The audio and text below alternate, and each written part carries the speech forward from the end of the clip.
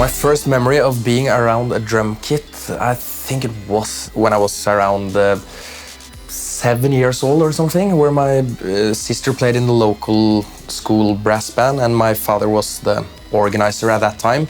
And I was able to stand behind the drummer who played in that school brass band, and I think that drum kit looked so cool with all the hardware and the pedals for hi-hats and kick drum, and it was just so much energy coming out of it, and I just thought it looked so cool. So I begged my parents to play drums for some years, and then I suddenly were allowed to start in the local school brass band myself when I was 9 years old.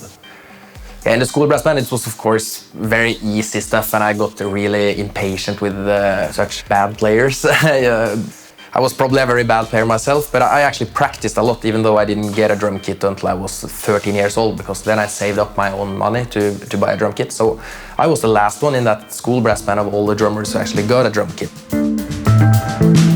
So I had a practice pad that I got from the teacher, and I stamped in the floor and ruined some kitchen stuff from my mother and used that as symbols, and that was the way I practiced, and I sang the song while I played. So I was 13 years old, and I had saved up some money and spoke to my dad that yeah, maybe it's time to buy a kit.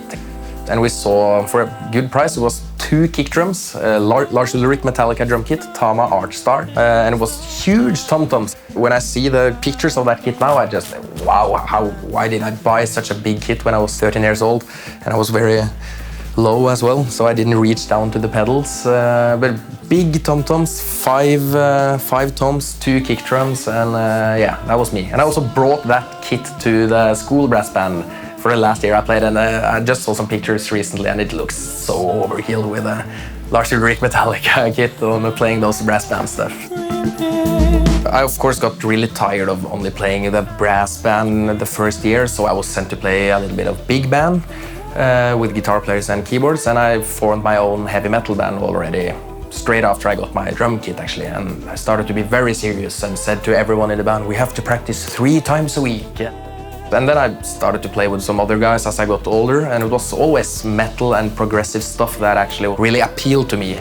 I've always been a rhythm geek, so I kind of, my drumming career maybe started a little wrong. Instead of learning the basic first and be able to play 4 on the floor really controlled all the time, I was more into, wanted to play 1916 bar and all that kind of stuff. But now, 3 years ago, 4 years ago, I finally started to enjoy playing also soft and nice stuff. So, but I guess, yeah, the progressive elements in the music and rhythms and everything was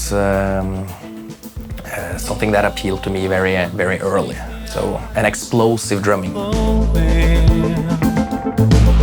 Actually, YouTube has been a very important part of my career. Many people know me as a YouTube drummer, even though that was never my intention to be. I actually never been very active on YouTube myself. What actually happened was that my father said, hey, let's try to find a summer job for you, which is based on musical stuff. So I ran out on the street with my father every weekend and played drum solos on the street, and the response was really good. They just loved that crazy stunt, and I earned some money, and suddenly I just woke up someday and someone said, hey, you have like 100,000 of views on a video from 2 weeks ago. And I, what? No, I didn't post anything, but that was just random people going by, tourists from all over the world actually posting these videos, and since then it has been like that. The intention was never to get on YouTube with those videos. The intention was to save some money and have a summer job. I play on the street and just wake up someday and see myself on YouTube.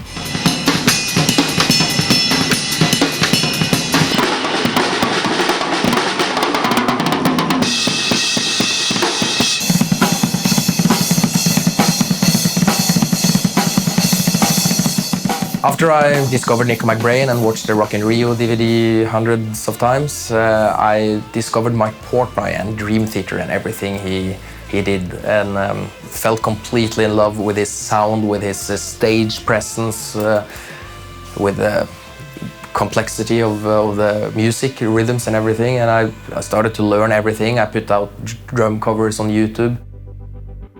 I met him for the first time 2 years ago, actually, and it was the first time I actually could feel that I almost cried when I saw him, because it was so much nostalgic feelings in there. So yeah, that was my step into the progressive stuff, and to play old-time signatures all day long. Yeah, the Roland V-Drums World Championship, that was a hell of a highlight of my career. I actually just saw a poster on my music college about this competition, that it would be a world championship, that I was able to win gear for 1,000 euros if I won the Scandinavian part of the competition. And so I just said to myself, I have nothing to lose, so why not? And I did that. And 2 weeks later, I got a message, you won the Scandinavian competition. And I just, yeah. And also on the message it said, pack your bag, you're going to California. So in California, I was supposed to compete against 15 other winners from all over the world. And I didn't feel ready for that at all, because I wasn't that into the V-drum stuff. But a long story short, I got a little help from the local Roland guys in Norway just to get into the SPD-30 sampling pad. And I went to California and played a drum solo for 5 minutes, and I actually won the whole thing. So that was really surprising, and especially because the one who got the second place, he just won the American Guitar Center drum-off stuff. He was already a big favorite.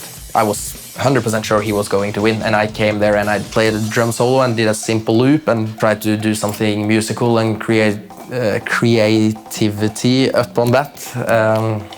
It seemed like they really liked it. It was definitely an extra intense, surrealistic experience to know who was actually the judges, because Thomas Lang was one of the judges, and he was my also youth idol. You also had Johnny Rabb, Chad Wackerman, drummer from Frank Zappa, James Taylor, and Michael Shack, Craig Blundell. Yeah, it was lots of stuff going on for a little small boy from Norway coming over to LA. I was 20 years old at that time. Very surrealistic, and definitely one of my highlights through all time in life.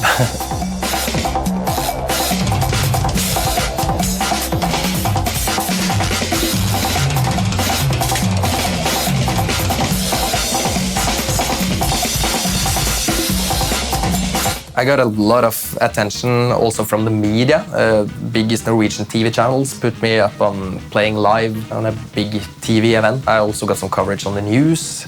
And also at this same time, YouTube videos from me playing on the street was starting to really get spread. So a lot of stuff happened at the same time, and this also made me get a deal with Vic Firth, Pearl drums, and now also Sabian cymbals. Leprous.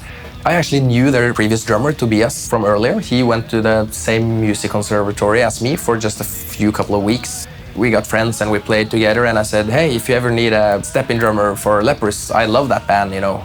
Bilateral was the album at that time. And he said, yeah.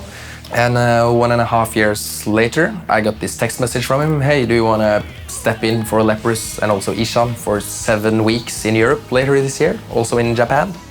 And I said, yeah, of course, cool. And then I did, because he was going to play with Shining, and slowly but sure we just agreed, everyone, that it was probably best that I was the main drummer from now on, because I had more time to invest in Leprous than what Tobias.